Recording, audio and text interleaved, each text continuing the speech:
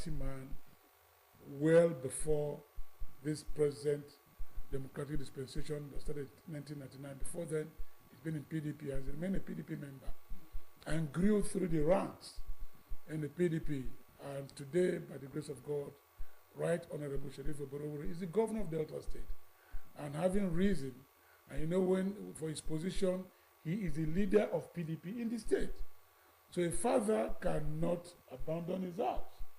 He is the father of PDP. And his concern is how to make that house that he has built remain stable. The PDP in Delta State is his concern, to make it formidable, to win more souls into PDP. And how does he do that? Is to do projects that touch the lives of the people, to attract more members and have supporters, even if there won't be more members. Let them support PDP, because that is one thing that he has inherited as governor. Delta State has been a PDP state since 1999. There's not been any change. There's not been any, at no time was PDP rattled by any political party in Delta State during the elections that, oh, there was a near miss. PDP almost lost it. Never happened. So his concern is to sustain that culture that is there, and of course to make sure that he takes the ante higher, so that there will be premium, that there will be seen that he brought into the party as the leader. So the idea of he jumping defection is I don't want to be modest, but it's nonsensical. It is really nonsensical, because it's not in anybody's contemplation in the PDP. His concern is to make sure that our party is stable. It's not going anywhere. Okay. So if you juxtapose what your analysis cannot be compared to the situation of the FCT minister now, and people are saying it that, okay, maybe the governor wants to tread the path of the minister, because we talked about the governor, right, Honorable Sheriff Oborowori, being in the party since 1999, he has grown. Wike did the same thing. Yeah. Wike grew to the point of being Rivers State governor. Yeah. But we're seeing him fraternizing with the APC, although he has not come out to say he's a member of the APC.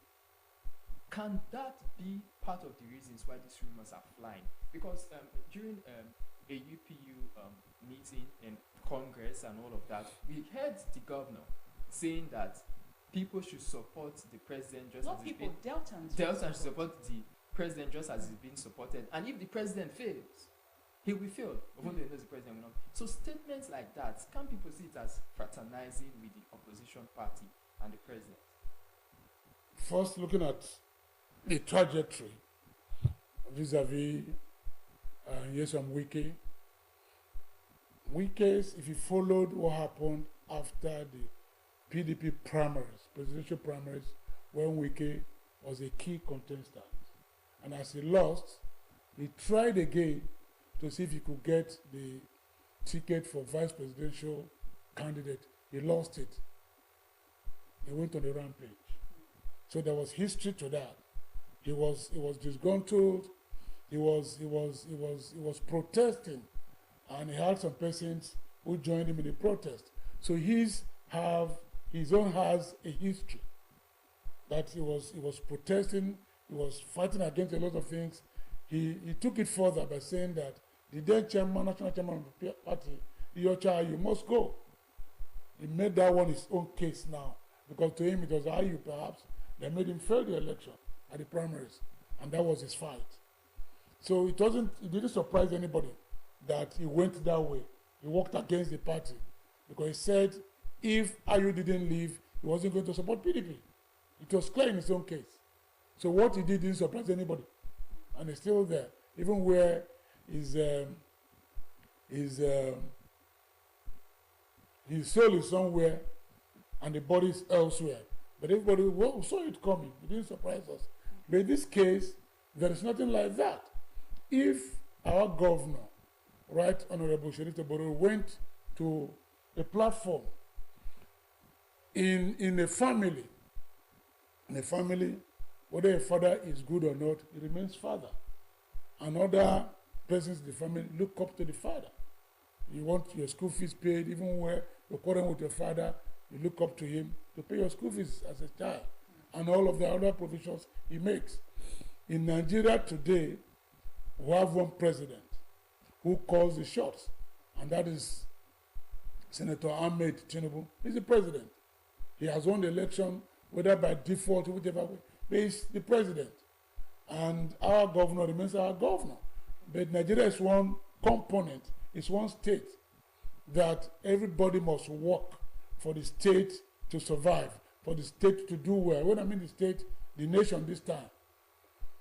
At some point, partisan politics is dropped for development to take place. So if the governor, like he said, our president, let everybody support president, there's no way he will come and as a governor in a state to say, please don't support the man. You can't change him for now. Except there's time for election again, that's when he will go, I'm a PDP man.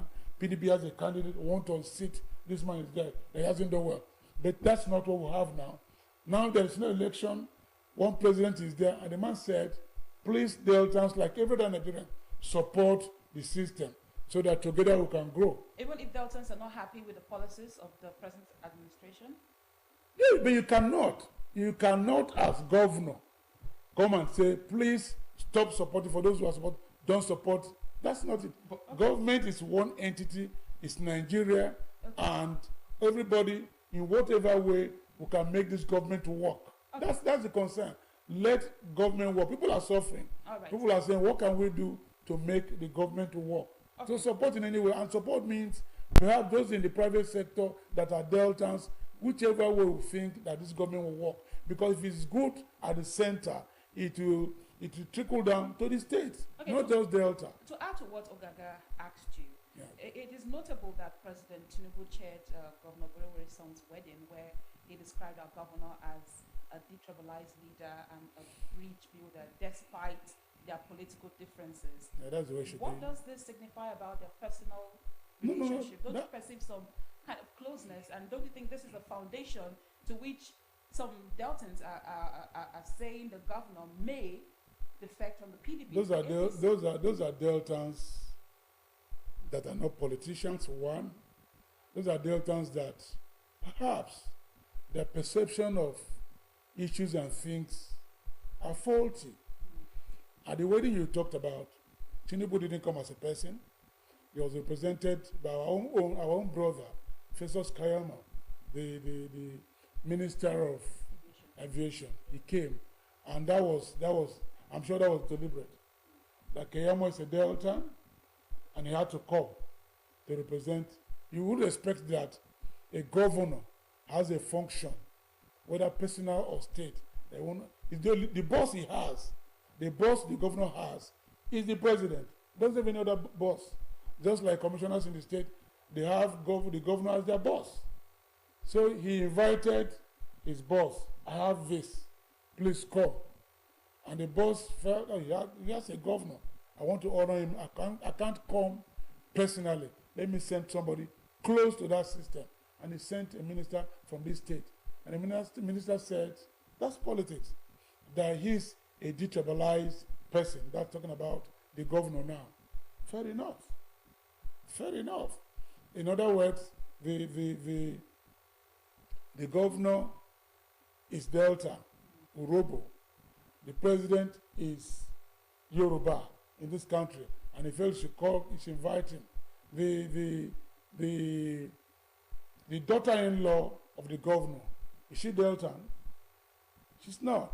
And it means if the governor allowed the son to go get a wife elsewhere and do some things, why not? He described him as detribalized. It means he's urban, he's tolerant, and that's the spirit we want. Is it possible for the governor to maintain cordiality with the federal government and at the same time work for the interest of the PDP here in the state? Sure, that is the way it should be. Okay. Because the federal level is where if he lives here, now all the meetings are in Abuja. All the meetings are in Abuja, the NEC meeting, Economic Council meeting, and all of that, they are there. So he must, and not just him, all governors must work with the federal government. Okay, so your portfolio also touches on projects and policies. Now, I want to ask you, would you say that the governor is pleased with the policies of the president? The policy of the president. Yes. Yes, the No. policies that he has asked Delta to support. No, no, no. It didn't say support the policies. It says support the president. In other words, support Nigeria to grow. Support Nigeria to grow. The president doesn't own this country. He's one figure I that's was- in his bank. I was thinking, as which we have seen, and we should be in a right democratic climate, opposition leaders should speak against policies that cause hardship to their people, rather than putting out a statement like that. So that's why these rumors are looking like, okay, this fraternization is something that we should be careful of. And then No, no, it's you don't- perceived you as don't- you political don't- you don't- appointment. you The APC led that Yes. decision. No, you don't come maybe at one occasion. You go the entire hog to do all of that. If you felt at that occasion, it is talk about unity, come together, let's build Nigeria, irrespective of partisanship. Let's build Nigeria. Whether you are in Labour Party, in APC, in ADC, in whatever, support the system in whichever way you can, so that Nigeria will be good. Okay. That was the call he made. But when we get down to partisanship, I am sure that the governor will want to touch APC. He won't have any reason to, because he wants his own party to do well in election, maybe take over. But he cannot as governor. Some other individuals can. He cannot have as governor. And mark you, at that occasion, he just spoke for a few minutes. I'm sure if journalists like you and I had engaged him with specific questions about administration of federal government and all of that, he would have spoken differently. Depending on issues they will allow they face him with. He may have spoken differently. If they went to specific policies of the federal government, I am very, very sure that he would have spoken differently. But what he said was a general statement, because Nigeria is one. Everybody is suffering, as it were. It will make that system grow. Okay. Let's talk about the recent cabinet reshuffle. Governor Oborevwori recently implemented a cabinet reshuffle, reassigning Dr. Ifeanyi Oswoza from the Information Ministry to special duties and appointing Mr. Charles Aniago to oversee the Information Ministry. What prompted these changes, and what objective does the governor aim to achieve with this reshuffle? Well, it is commonly said in our local parlance that the man who has the knife has the yam, cuts it when he wants to cut it, and gives you the portion he wants to give to you. It is his administration. Everybody works with him. And if you call it cabinet reshuffle, well, it passes like that. But if he felt at some point that there is somewhere he wants Ifeanyi Oswoza to go tend and redeployed him. That's the way I see it. Redeployment. I saw he's been sacked, he's been dropped, and all of that. I don't think that's the contemplation that was the contemplation of the governor. It is to perhaps strengthen an area that weak or add verve to that area. And I'm sure that was what happened. That was not that somebody wasn't doing well or such, because that has been the insinuations in the system.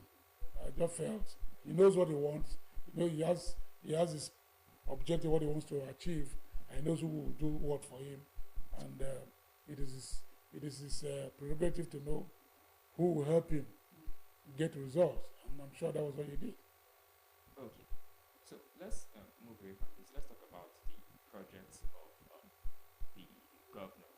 We've seen there has been rumors and some assertions. Now, I want you to state it again, because most persons feel like, to a certain level, that do not follow closely, and for the benefit of someone watching now, that the governor is focusing majorly on Delta Central. For what? Because on the projects, because that's where he is from, and that's where he's doing majority of the projects. Can you state other projects he's doing outside Delta Central for us? I am one apostle of development. When Chief James Ibori was governor of this state from 1999 to 2007, such things were said about him taking the teaching hospital to Ogara, building stadium, taking the polytechnic, and all of that. Today, those things are there serving the people. If a governor at any time decides to do more for a particular area, and succeeding administration does more for another particular area, and like that, it means that in no time, the entire place will be developed. It takes 4 years for a tenure to be over, and in most cases, these governors are re-elected, so it takes 8 years. Yes, that's what I'm saying. Are you insinuating that people should wait for 8 years? No. I'm saying use the word doing more. But I will tell you this. I don't see how more has been done. I think what the governor is doing, he before he came as governor, remember he's been around. He was speaker for 6 years, being a member of the parliament. So he knows he was our president taking records. And even me, you give me such position tomorrow, I'll always know which areas need what and take it there.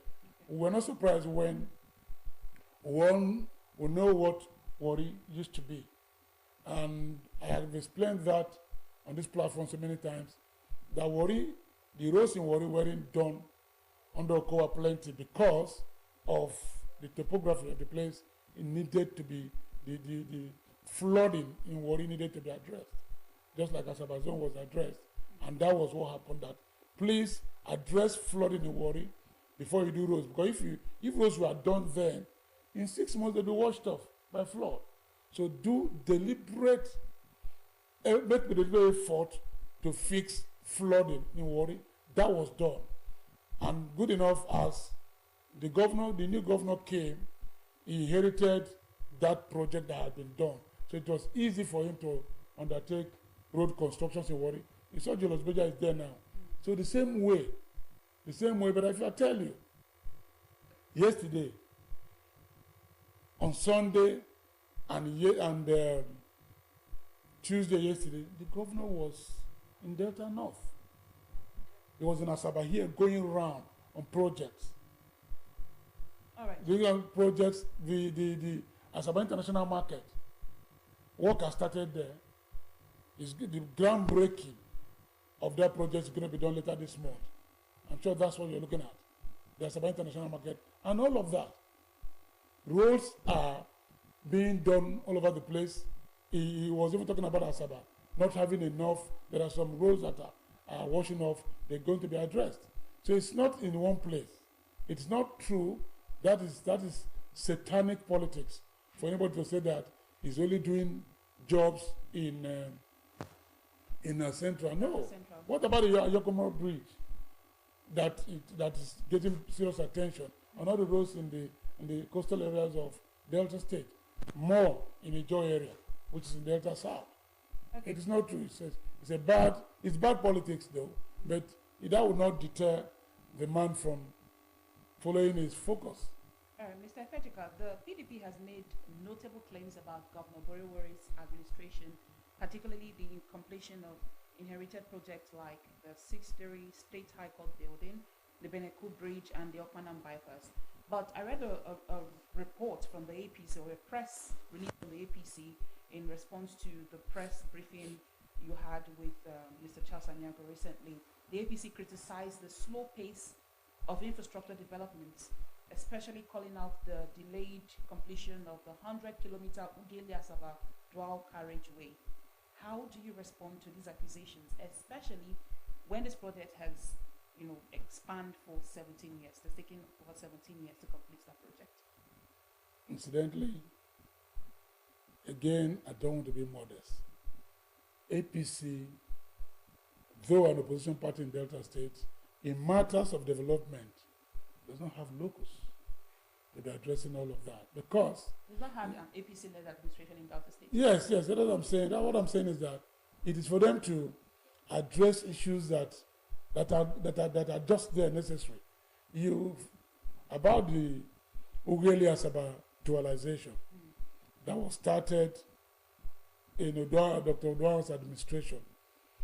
At no time, if the APC members who are Deltans, who live in Delta, except they live in the moon, if they live in Delta, they will know that no time in all those administrations that work stopped on that road. So work has been going on for 17 years. Sure. And still not completed. Because of the magnitude. Yeah.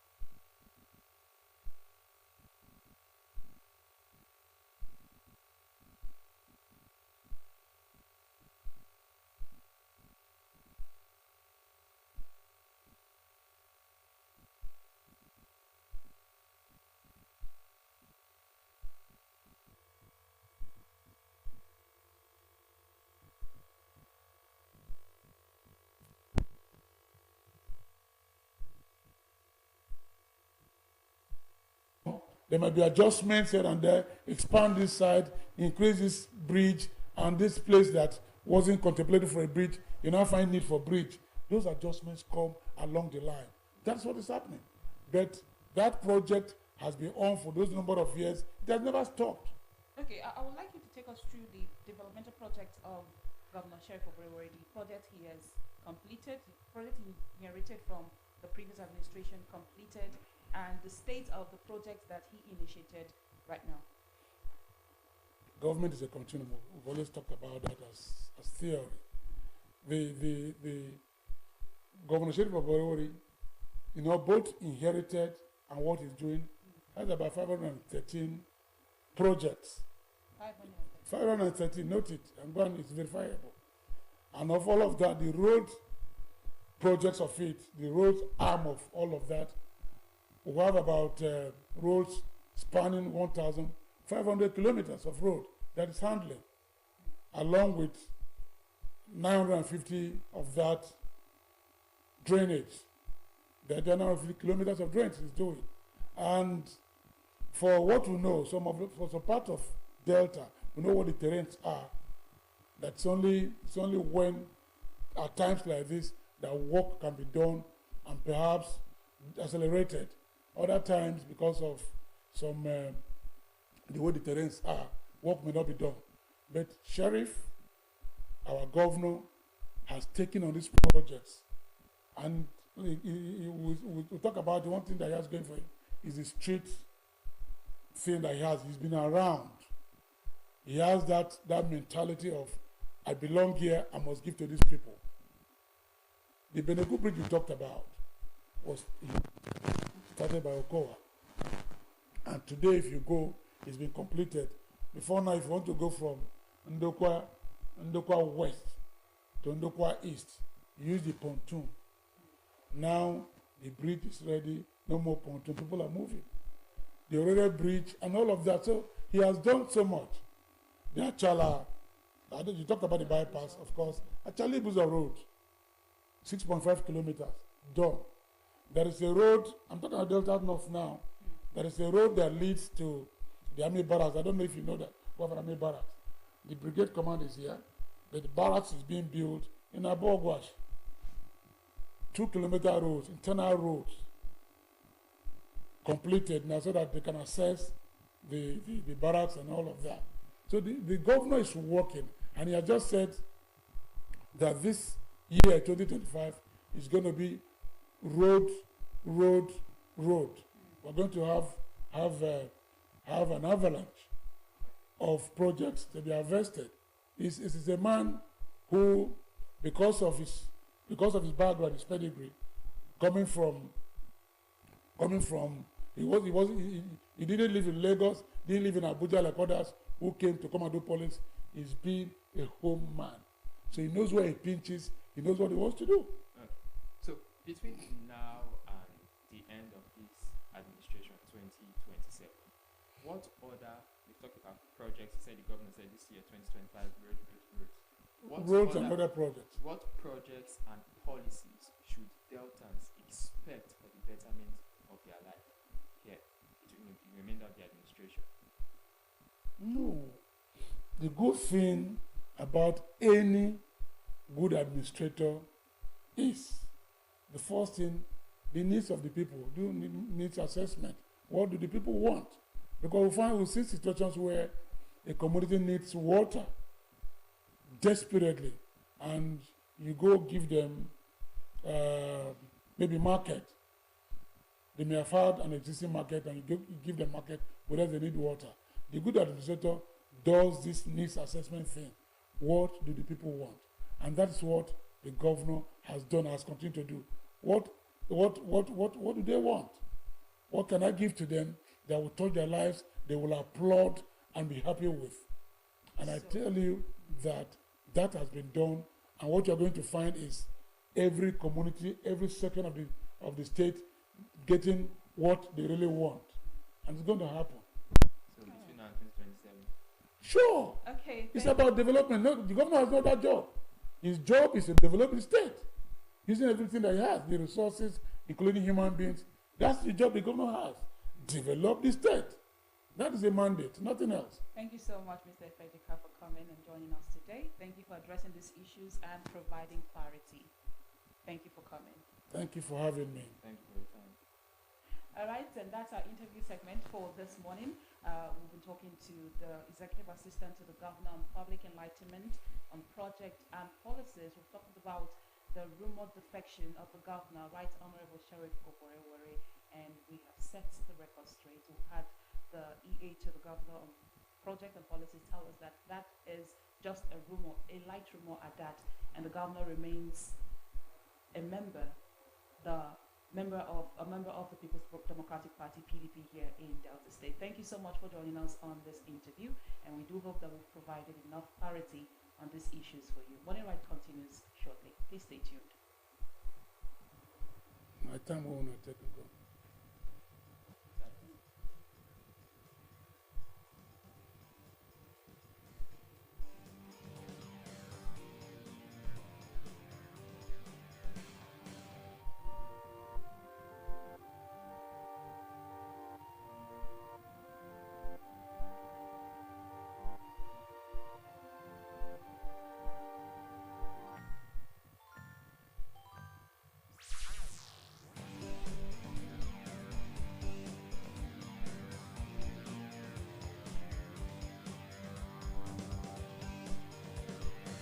In the heart of the Niger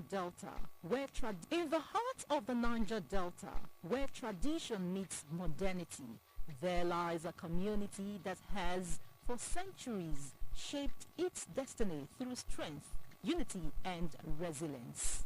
Welcome to Anioma Trends. Anioma Trends bring you closer to the news makers and inspiring stories of those shaping the future of Anioma land. Join us every Monday on DBS Asaba by 7 p.m., Wednesdays on Quest Television by 8 p.m., and a repeat on Sunday by 8 p.m., and Saturdays on NTA Asaba by 10:30 a.m. as we sit with leaders, intellectuals, and influencers who have become the change makers in Anioma society. Anioma.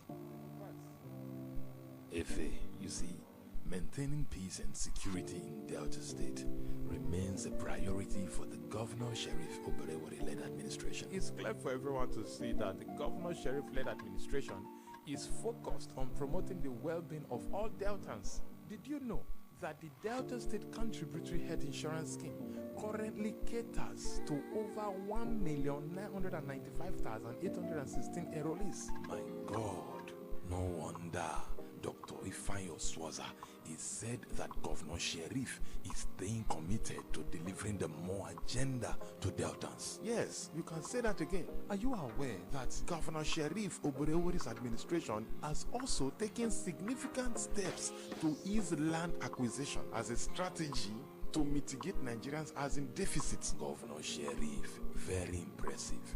He's not just focusing on one area, maybe just health or peace and security.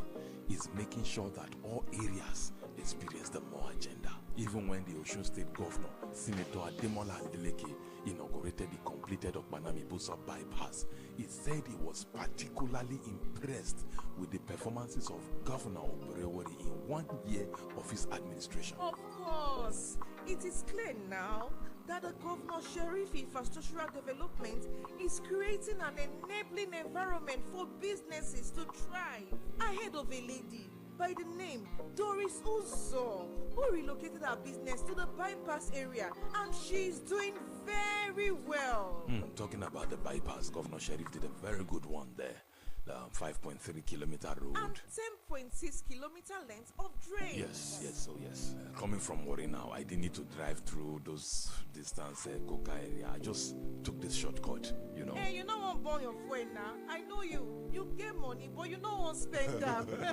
Governor Sheriff don't do road. Make I still waste. Not be your fault. Now Sheriff will do road for you. You don't see how that. Governor Sheriff putting smiles on the faces of Deltans. So we are very happy because our governor is working so hard. New Sheriff in town. He's doing very, very well in Delta State. Brought to you by Delta State Ministry of Information.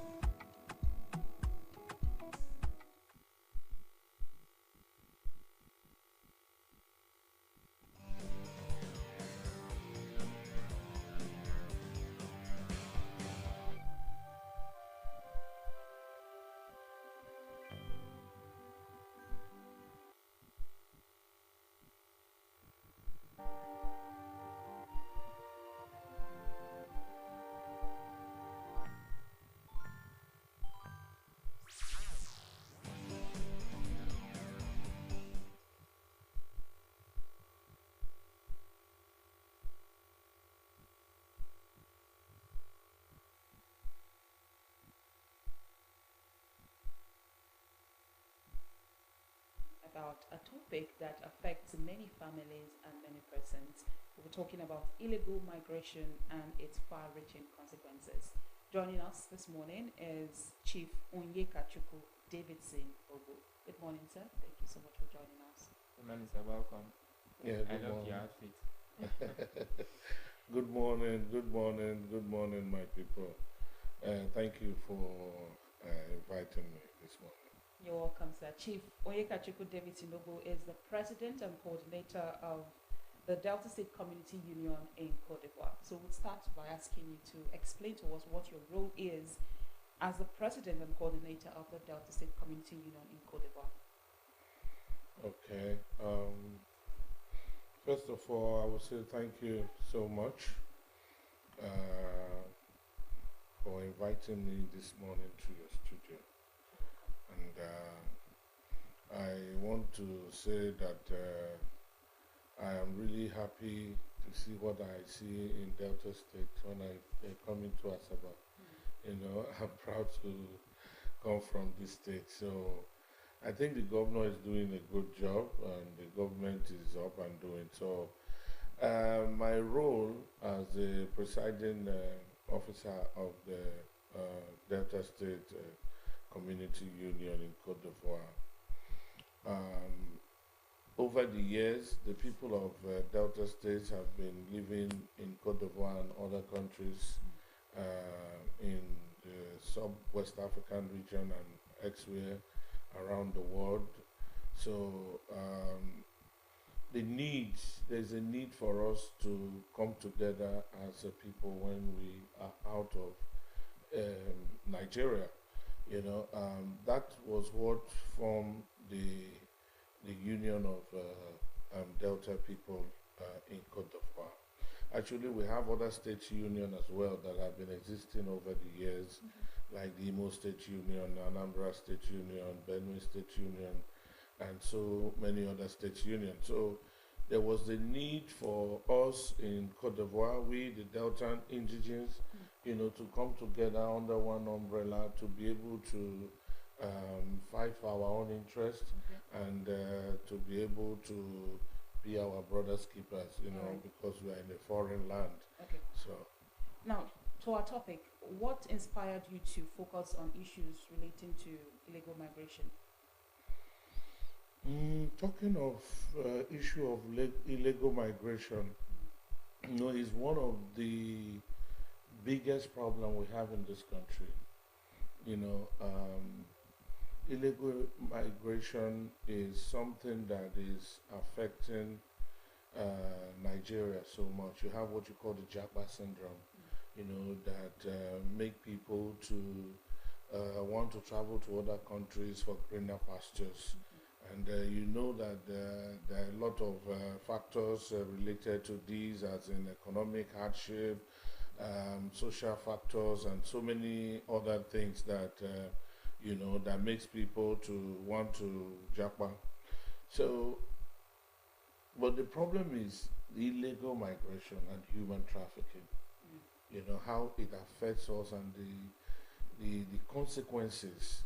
You know, we in Cote d'Ivoire, there is this menace of trafficking of people, mainly people from Delta. I think Delta Edo has this.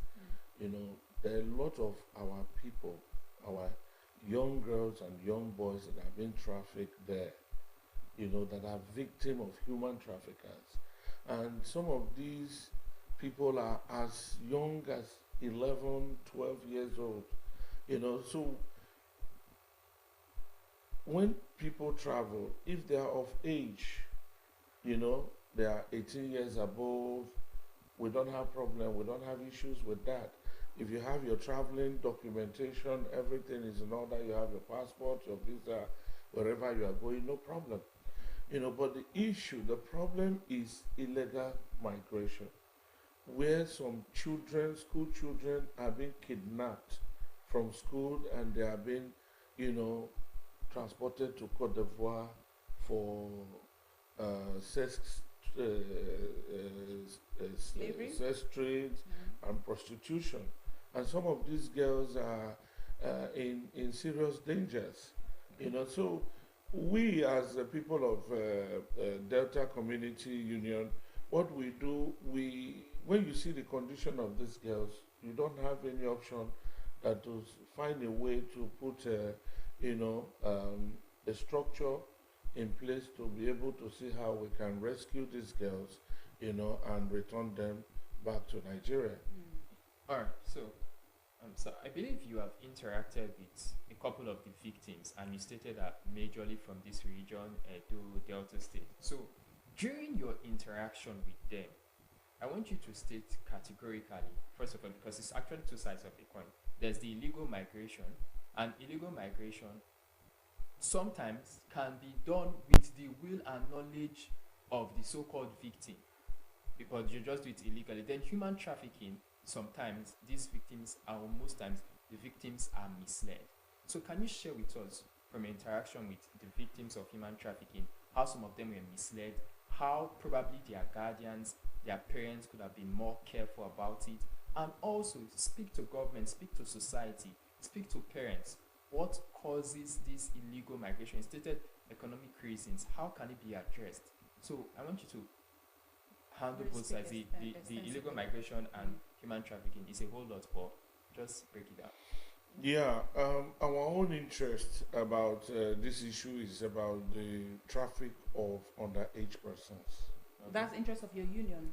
Yeah, that our interest. Well, the reason why I'm here today is to call for the for the government to come to our aid, because this traffic of underage girls, underage boys, you know, is becoming so alarming that in Cote d'Ivoire, since we took office after the election of 2021, you know, I'm talking of the Nigerian community as a whole now. Since we took office 2021 May, we have repatriated over 1,167 girls. Underage girls. And many of these girls are being trafficked into the forest. So how did they get there? What were they told?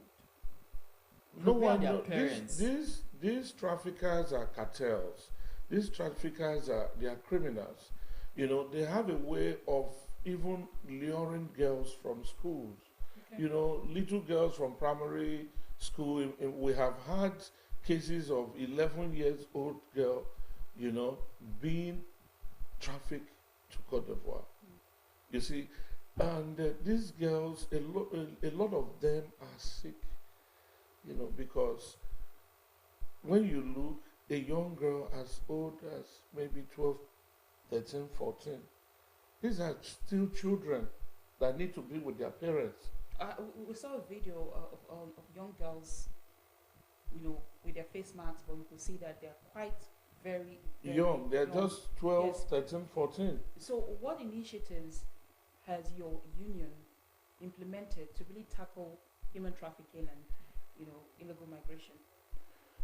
No, we've done to the extent that we are now calling on government. What do you do? Like as a I union, said, what do you do we really? do rescue these girls from the forest and from where they've been trafficked to different places. Some of them have been trafficked to where they are mining gold inside the forest. And we have cases where some of these Agbo girls, where they have been trafficked to, maybe in the process of them forcing them to do this illegal prostitution that they don't want, probably can lead to their death. Even we have information about 3 girls being murdered. These are Delta girls. So we rescue this girl. We have what you call the rapid response team. When they go out when we receive information that there is a certain number of girls here. This team go after them in collaboration with the embassy, the Nigerian embassy, and the law enforcement agency of Cote d'Ivoire. They go after these people. They rescue these young girls from their hand, and sometimes you see the madams or these traffickers, they will run away before, and most of them are also working with the law enforcement agency of Cote d'Ivoire. Somehow, how these people, they are very powerful. They have a lot of money. They can influence so many things. So even they threaten most of our people when they go to these places to rescue these girls. Some of them are threatened, some of them they sustain injuries. So it makes them, because these girls are living inside the forest, where they are mining gold and all these mining. So now you mentioned the Nigerian embassy, because I was going to go there. This your union, your organization. Yeah.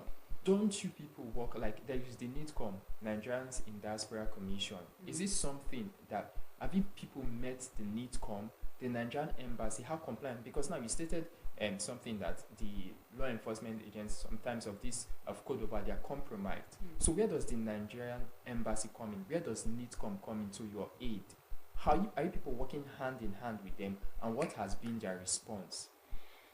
We are all part of the NITCOM. When you say Nigerian in Diaspora, Nigerian in Diaspora organization comprises all the organizations of Nigerian in the diaspora.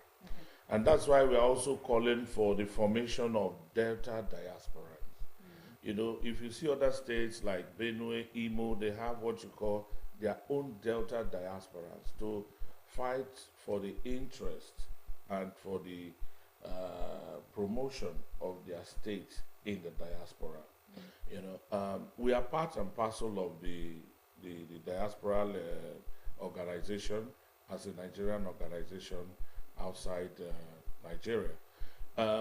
We are collaborating with the embassy because it's through the help of the embassy that we can repatriate these girls. We don't have, these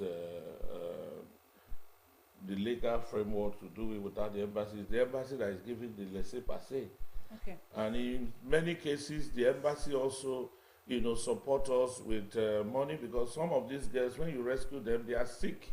You have to take them to hospital, and sometimes we have to feed them, because imagine someone that is sick, you can't just repatriate them. They will stay for some time, a week or thereabout, to recuperate and feel much better to be able to travel. But the major problem we're having is that after these girls are being sent back to Nigeria, some of them, they have tasted this money. They will still pass the back door and even come back by themselves. Illegal migration comes in. So now you made mention of you wanting the government to support you. Yeah, that's where I was going. What can the Delta State government do and the Nigerian government do to support your union? What can they do to really nip this in the bud? Because, like you said, it has far-reaching consequences on our reputation as a country. And the individuals themselves. So what support do you need from the Delta State government, and what can the Nigerian government do really to stop this human trafficking and illegal migration? What we are calling for, we have done a whole lot, in the past, in creating awareness and making advocacy on this, so that the government, can look into this. We believe that the government have agencies, and those agencies need to, be up and doing, to be able to meet up to their, constitutional requirement, to be able to service Nigerians. If you look at this, illegal migration, if you are talking about it, don't we have the immigration and the border, the local border? We have immigration. But why are they allowing these young underage girls to pass through the border? All these things are things that government need to look into. We as organization, it's not our problem. We don't need anything from government or this. What we're talking about, what can the government do for the victims? Because these young girls are victims, and they are the future leaders of tomorrow. And if we cannot give them, they are Deltans as well, especially Urobo, Agbo girls. Majority of them, many of them are sick. Some are even in the prison under inhuman condition. Most of these girls in the forest, they are in situations that when you see, we have a documentary that the Diaspora Commission, Diaspora Magazine is working on, Niger Diaspora Magazine. If you look, it's going to be an international thing. If you see that, what Nigerian girls or what Delta girls are going through, the government will just send a plane there to do something. Because we are doing this by our own effort, our own little finance. You need to feed these girls when you rescue them. You need to pay their transport back home. But we are calling on government, not just paying their transportation. After rescuing, there need to be rehabilitation. And after rehabilitation, then you talk of empowerment, because these are victims of human trafficking. You don't just leave them. So, and we have NATIP here in Asaba. The state NATIP should do something, by preventing Delta girls, to be trafficked out of the states. I understand that, yes. But what role does parents, community, what role do we play in helping to stop this menace? Yes, the community have a very vital role to play, especially parents. Parents need to educate their children. They need to know who is their children's friends. Parents need to know where their children are going to. They need to know how their children are moving from place to place, because these child predators are everywhere. I'm made to believe that some of these parents are even aware that their children are trafficked, because you said you've brought back about 1,000 young girls. Yeah, more than 1,000. And these parents don't raise alarms that their children are missing? There are a lot happening here in Nigeria. Many parents.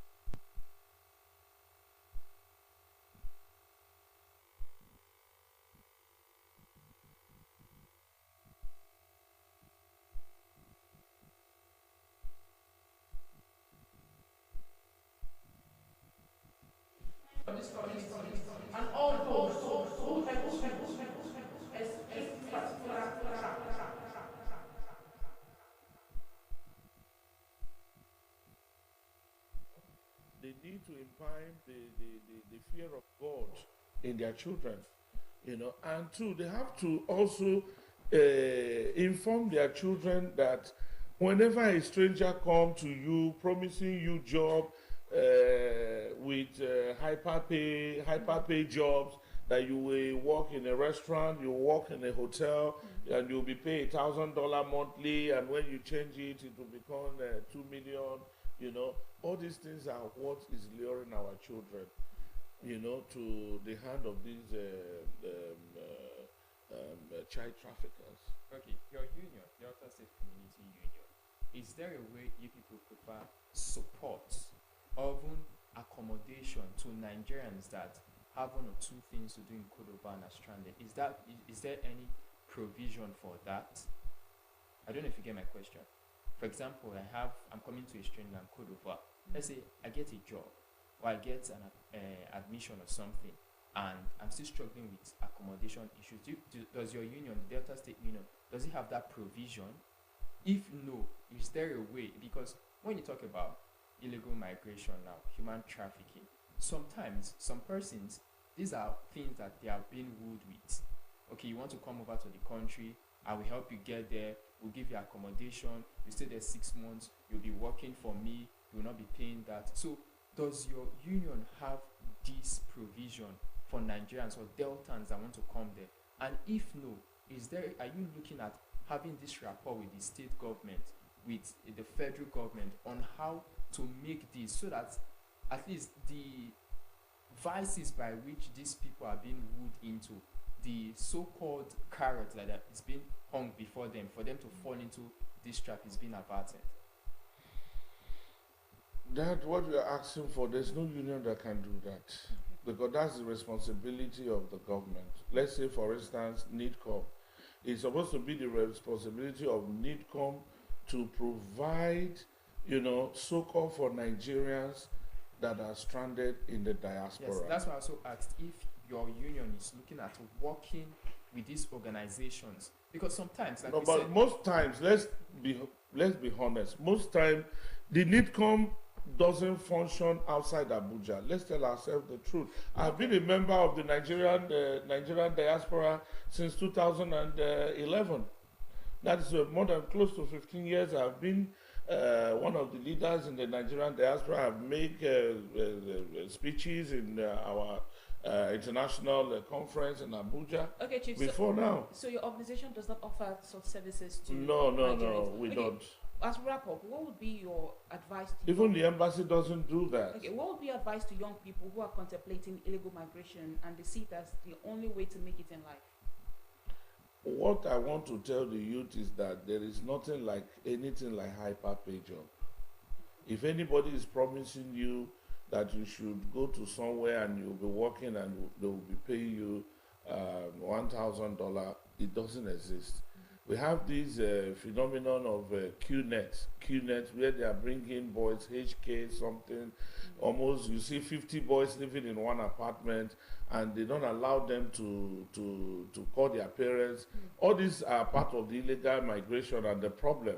We are calling on the government of Delta State to come to our aid, you know, to see how we can rescue these girls, to support us in rescuing these girls.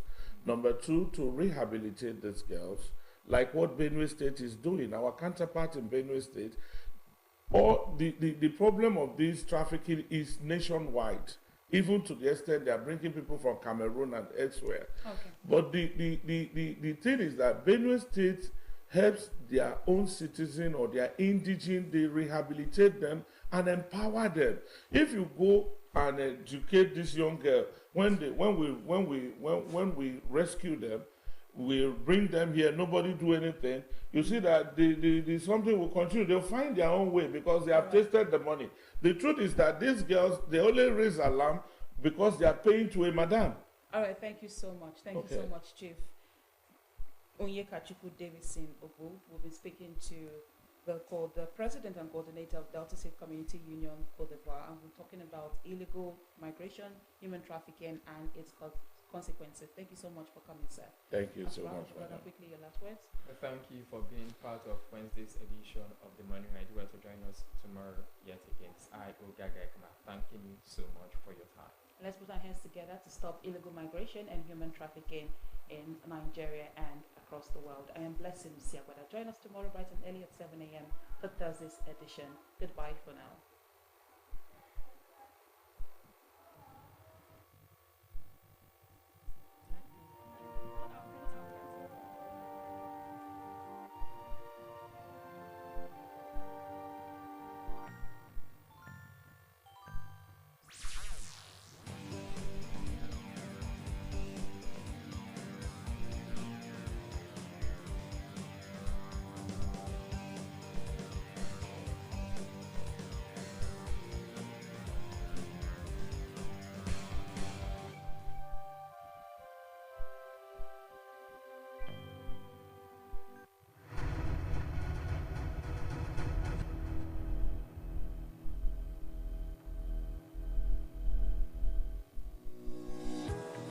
In the heart of the Niger Delta,